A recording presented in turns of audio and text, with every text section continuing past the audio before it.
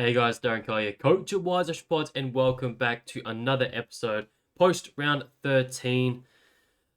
Hope everyone had a great weekend as I did. I was away in Moonta, so I did not get to watch as much football this weekend as I would have normally done, but it was nice to have a bit of a break.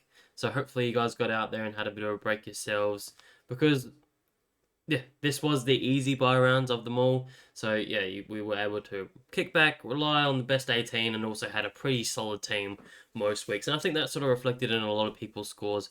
There were some pretty big scores out there over the weekend.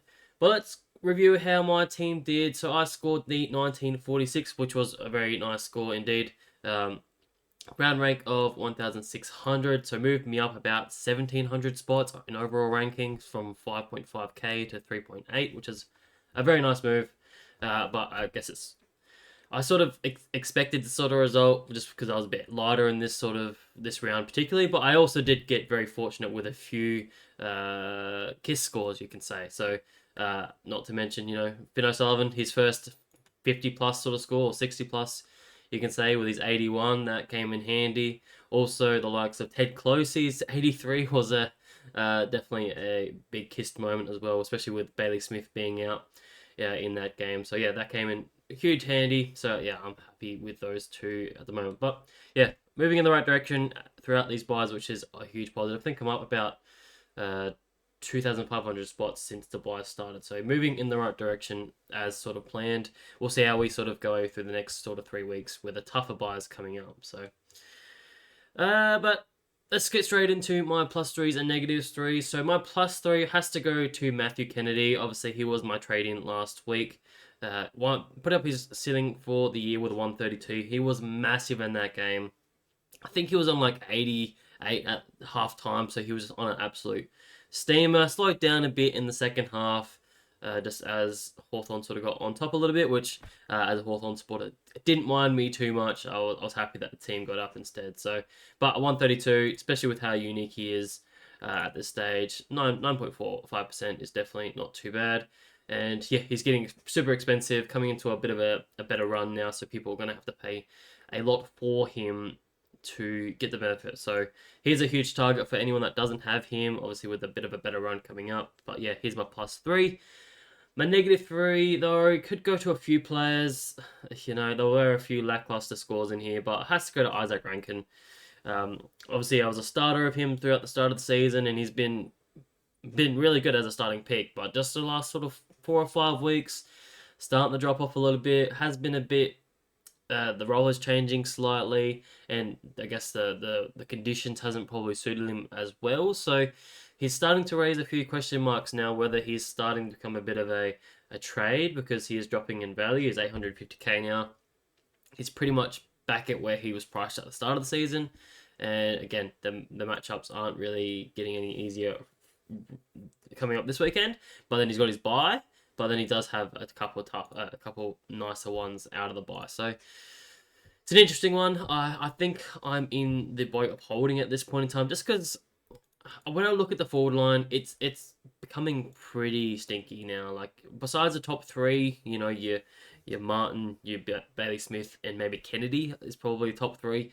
The next sort of guys are just not sort of hitting as well as you probably want them to.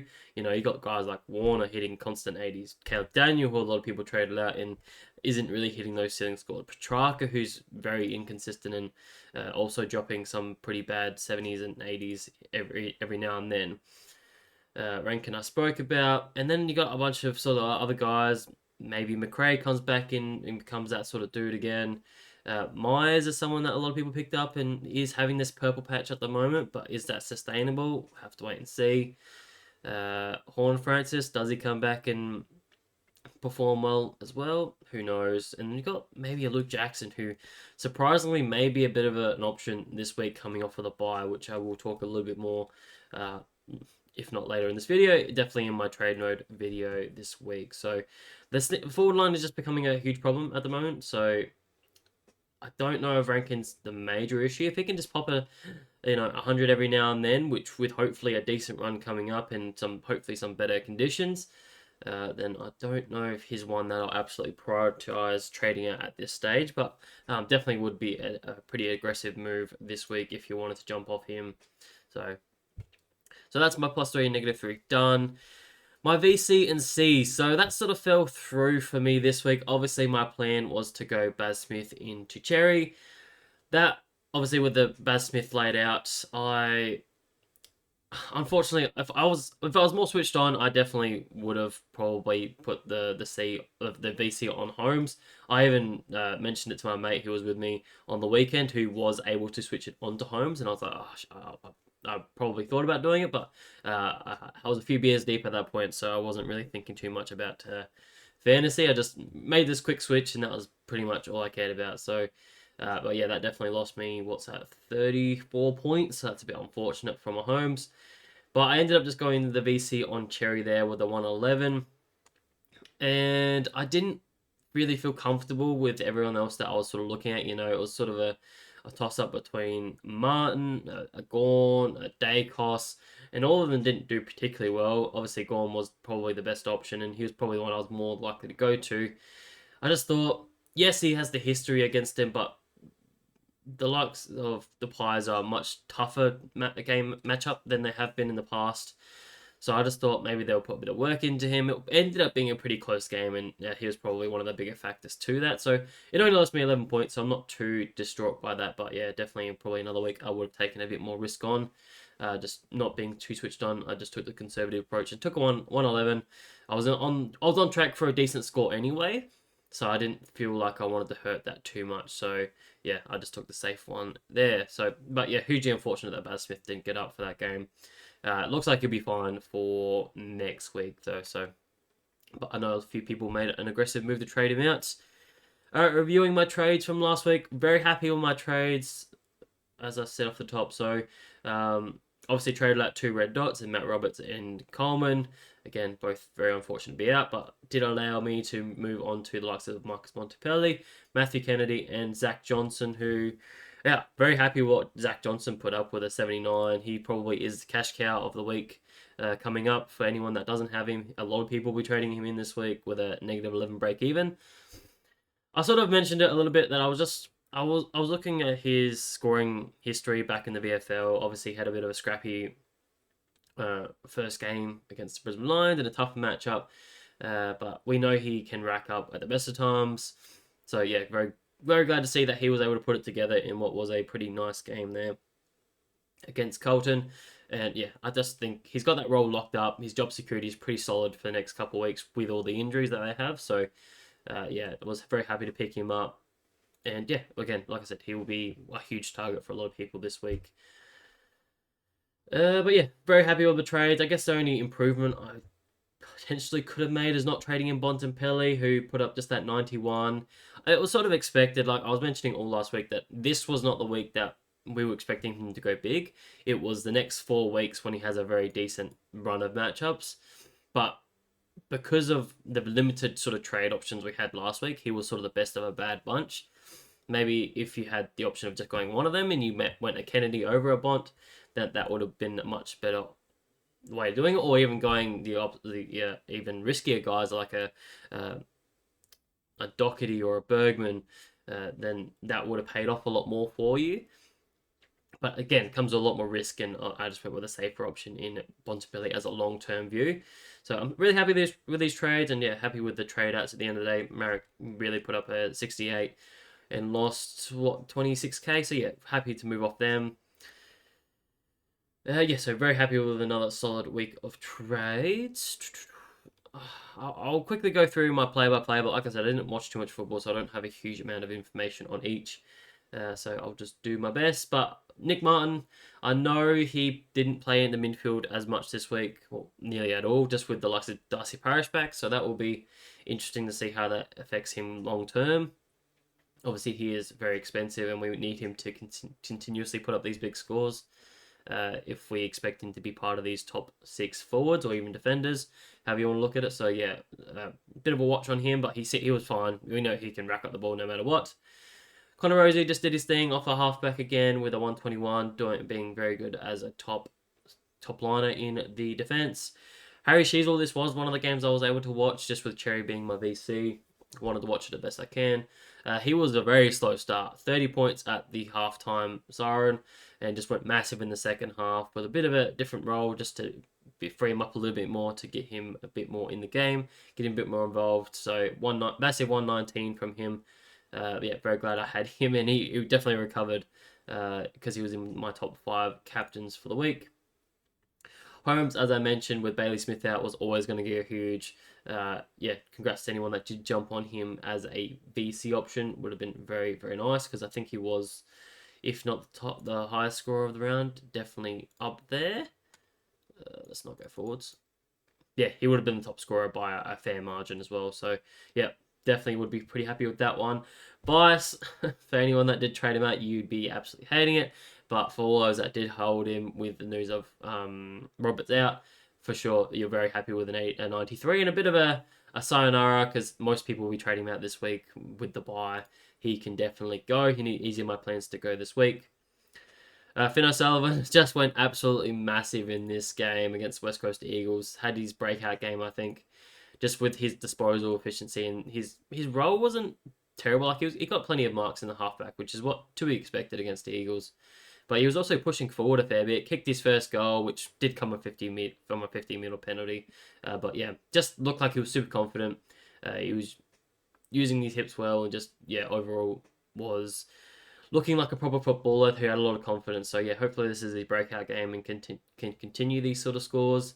But at least he's starting to push in the right direction in terms of his cash generation. So it definitely was handy as a rookie score there with an 81.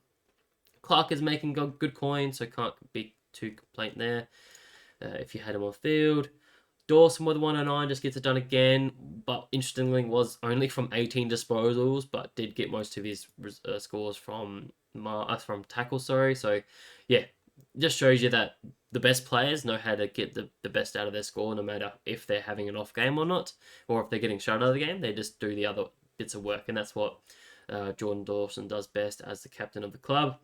So yeah, he's definitely the number 1 midfielder. Bond already spoke about. Nick Dacos got tagged within an inch of his life against Ed Langdon, from what I got told.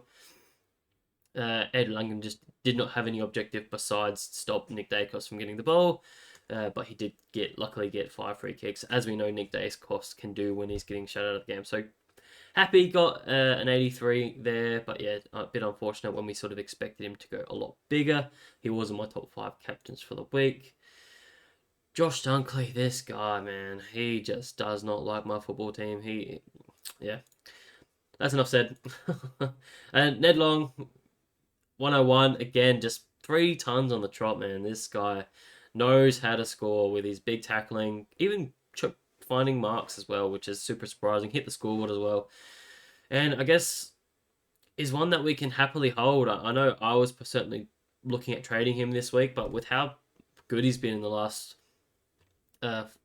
couple months, realistically, he's one that I'm thinking we can just hold, particularly with a decent run post the buy. Definitely one that we could hold on for a little while longer and could be a bit of a luxury uptrade, especially if he starts to get a bit of rest at some stage, then or he becomes a sub again, who knows, then we jump off. But for now, I think I'm willing to hold this week, and I probably do encourage a lot of people to do that as well, just because it seems a bit unnecessary at this point. He's still making good money, which we know is pretty tight right now. Oops, didn't mean to do that. Refreshed it by accident. Levi Ashcroft, 63 in what was a bit of a tougher wet weather game out on the wing there, so not super unexpected with a bad score, but now we're starting to trend in the wrong direction in terms of cash generation. So here's another one that can definitely be traded out with a lot of money in his head, so he's probably another one that goes for me.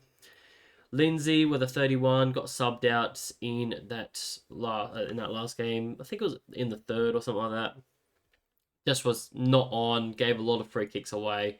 Just looked second to the pace all the time. So yeah, wasn't really getting it done. And obviously with Windsor being the sub, just was a like for like. So it always looked like it was going to go that way eventually. It was just when they pulled the trigger. So he is now trending in the wrong direction. As I said, 13k down, 74 break even now. So he's another one that can potentially go this week, especially because he has the bye not this week but next week, round 15. So again, moving one step forward in your bye planning. So yeah, it's definitely one that probably again goes for me this week.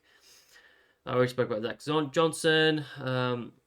Christian Moraes, 12 points after being the sub is super disappointing. Obviously, he was working really hard before the bye that he was moving in the right direction and put up some decent scores to continue his cash generation, but that just got killed instantly by 15 minutes on the 15% time on ground and kicked the goal. Luckily to put up a 12, but yeah, break even is higher now, so it's probably not one that I jump off just because unless you're really strapped for cash and you've got no cash generation on your bench and he's the highest you've got and that's what allows you to do it, then go ahead. But besides that, I'd still continue to trade out the players that you have coming before I trade the likes of a Christian Moraes, who we know who can pop a decent score when he's not the sub. So fingers crossed that does stop because, yeah, we may need him in the coming weeks with a tougher matchup.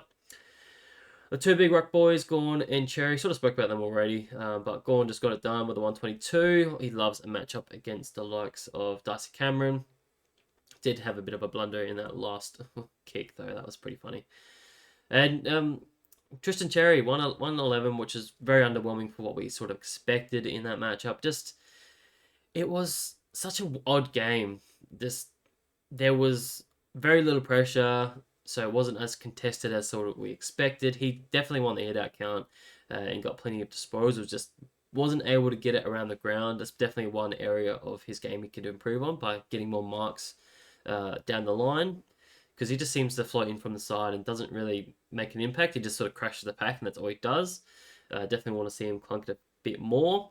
And just the tackles weren't there for him today with only 6 as well. And probably definitely deserved a few more free kicks as well. He just wasn't getting on the right end of the whistle. So that's pretty disappointing. But 111, you can't be too upset by that. But yeah, in that matchup, should have been huge. Into the forward line, the stinky forward line, as I mentioned. Ted Closey, I sort of spoke about him already, but yeah, that was super handy with an 83. Again, moving his cash in the right direction finally after pretty much going down to basement price after being sub for probably the last 5 or 6 games. So yeah, good to see him. I doubt it lasts long. I just feel like even though he played a good game, I feel like they'll just throw him back in the sub vest as soon as Dangerfield is back, which I'm not 100% sure when is, to be honest. So we'll see. Warner, 80 in a good matchup is pretty poor, but considering I think he was on like -6 points, like 10 minutes into the first quarter, I'm not super upset by an 80. 5 free kicks against is just one of his days where he has a bit of a sook, so not unexpected. It is pretty common for him, unfortunately. So without those, to 95, I'd definitely be happy with that. So, but he comes into his bye now, so he's one I'll be holding on my bench. Already spoke about Isaac Rankin. Caleb Daniel was pretty good again, back-to-back 90s. Obviously, was a decent matchup. He just started like a house on fire, did really well. The teammates were looking like they were able to use him a little bit more, which was nice to see. Obviously, he's still the main kick taker there. So yeah, I think there is a bit of hope that he can be one that we're just comfortable with for now. Not an option. I would definitely want to be trading him back in. I know he's a bit cheaper and 71 break even, but I feel it feels a bit dirty because I feel like it could change from week to week, especially with a few moving magnets, which we will mention soon. And Kyle Lohman with a 51, just making some coin, was my lowest score on field besides Lindsay obviously being sub, so not too upset about that end of the day.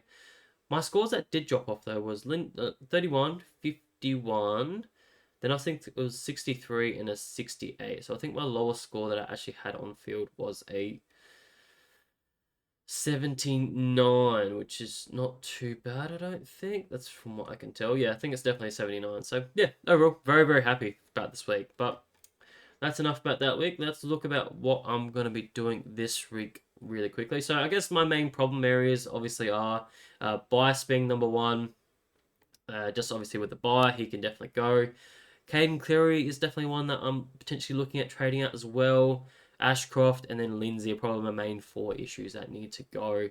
Not to mention sort of the likes of Rankin and stuff like that. So I've got four people I want to trade out with only 3 trades. So I've got to make the best of what I can do.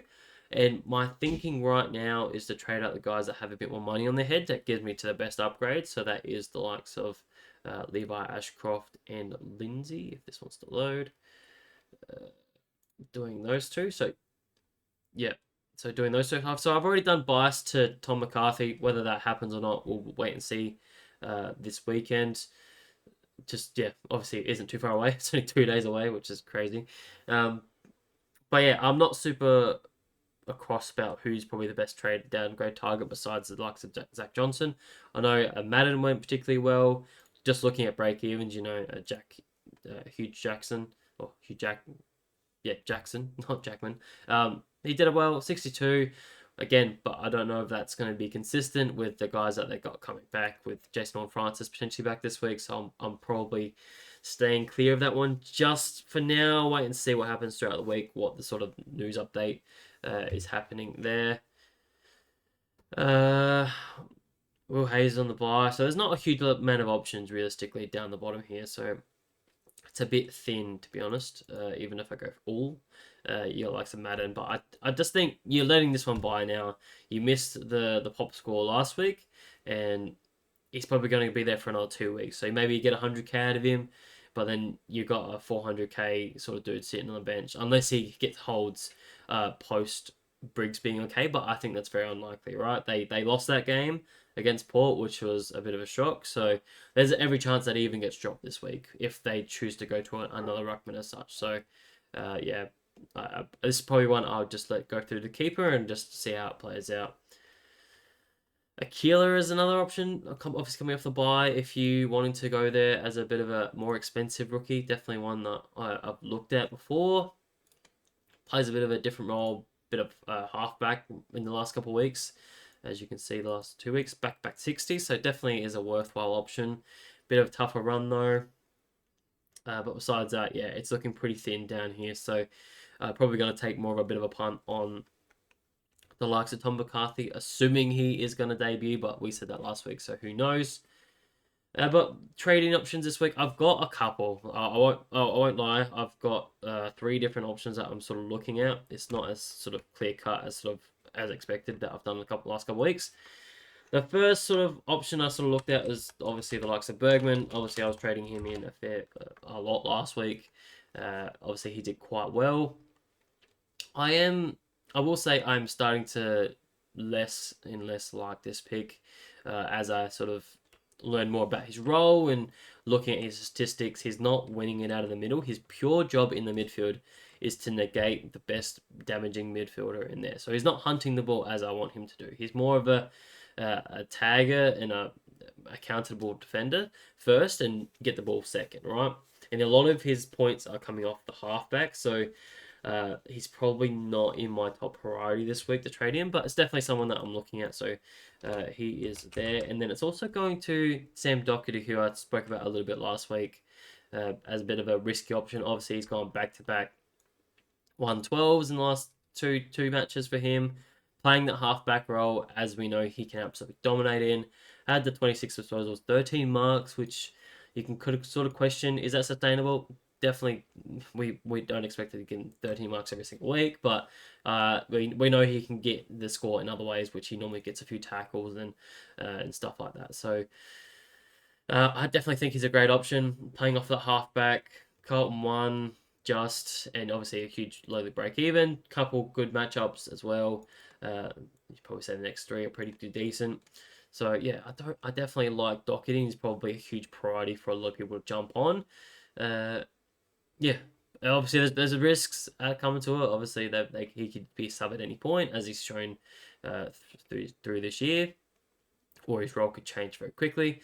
But I think they look the best when he is off halfback. He played a really good game. He only had 1 turnover from his 26 disposals. Yeah, so I just don't see a world where he moves out of this role right now. So I think he's definitely one I'm targeting. So this is option 1. You will say it's definitely probably not my preferred option, but it's definitely a option. That leaves me a bit of money. This also gets me up to, I think it was 17 main guys that I think will score over 80 plus, only relying on 1 rookie this week. Just want to double check that. Yeah, definitely up to 17. But again, I'm not really trading in a premium as such. The other options I had was going to Brayshaw. Obviously, I spoke about him a little bit last week. Well, he was probably the main trade target coming off of his bye, coming into a decent run as well. Obviously, North, Essendon, St Kilda, even Sydney. So next four games are really good, right? So I feel like I'm gonna really hurt if I don't have him for the next couple of weeks. So he's a huge target for me. But that doesn't leave me with a huge amount of money to do much else, even though trading out these guys, right? So it would then either be, okay, do I hold a Levi Ashcroft, hoping he bounces back a little bit? He's a forward anyway. Maybe he's not too bad, right? And maybe trading out a Cleary, and just doing a bit of a double downgrade. But then again, who am I trading to, right? There's not a huge amount of options down there. But there is another interesting one this week that a lot of people want discussed, and that is Kobe McKercher. From what I saw in that game, he's taking a lot more kick-ins and playing off the halfback a lot more and being freed up to run and use his dash and use his natural ability to uh, drive that ball up the ground and deliver inside 50 a lot more. So that role looked really good on him, and it has worked, particularly this week, but we'll have to see how it eventuates over the next couple of weeks. So yeah, I think this is his best position, and I hope they stick with it. I think the coach even said that he was really good in this game. The only thing that I didn't particularly like is one mark when he had 35 touches is pretty bizarre, especially when a lot of other teammates had 4 or 5 marks, particularly in that back half. So shows that they weren't targeting him as kick-ins, or maybe he was just not in the right spots. So that is a bit of a concern. But price at 633k can make a bit of coin. He's a defender forward, so he can throw him either way, a bit of flexibility there. It's definitely not a bad option. So that's another one that I've looked at and probably is my preferred option at this point in time. Again, that leads me to 17 decent players this week, but probably a bit more of a ceiling from the likes of a Brayshaw, and probably a bit of a more of a safer option, I'll say. And the final one that I've looked at and is a bit more of a, sorry, I'll go Doherty as just the standpoint. Obviously, he's the one I'm hugely looking at. But then the interesting one that I am looking at is the likes of Luke Jackson as a bit of a, obviously off of his bye. Doesn't leave me with a huge amount of coin for the week, but I obviously said that Fremantle will have a really good run for the next 4 weeks. And obviously Jackson has been really good for the last couple of weeks. Obviously, the likes of Sean Darcy has been out, but Darcy came back in this Suns matchup, and it didn't really matter. They prefer Jackson in the midfield as that main ruck, but also doing the midfield stuff around the ball, and that's just what he's good at.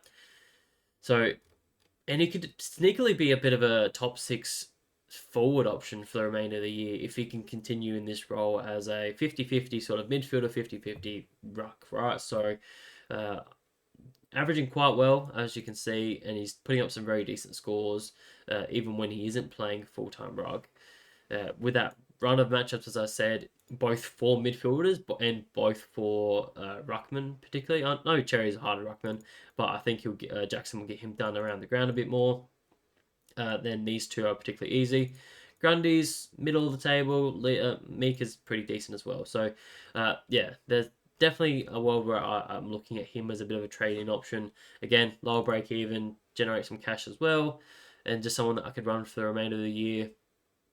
And will become quite handy, particularly next week when the likes of Max Gawn is on the bye. I'll be able to flick Luke Jackson into the ruck line as a bit of cover to have my best 22. So yeah, this is definitely an option I'm looking at as well. Not sure how confident I will to actually lock it in because it is obviously a lot more risky, but we'll see how we sort of eventuate as I learn more throughout the week as I do a bit more research. But that is sort of my trade options so far this week. Obviously, I've moved off all the players that are on the bye this weekend, just in the likes of Ned Long, Dacos, Warner, and Cleary at the moment, who I haven't traded out. Obviously, holding these three particularly, Long, Dacos, and Warner. So I only got the 3 buy premiums this week, which I think is pretty common. I would say when looking at the guys that are on the buy, there isn't too many other guys that you'd probably classify as premiums there. So That's probably does about it for the week, to be honest, for this video anyways. So hopefully you guys have enjoyed this. Hopefully you had a pretty good week as well, and hopefully you had a good weekend in general with a long weekend here. So yeah, all the best, guys. I'll catch you guys for Wednesday's trade mode video, and all the best, guys. Cheers. Bye.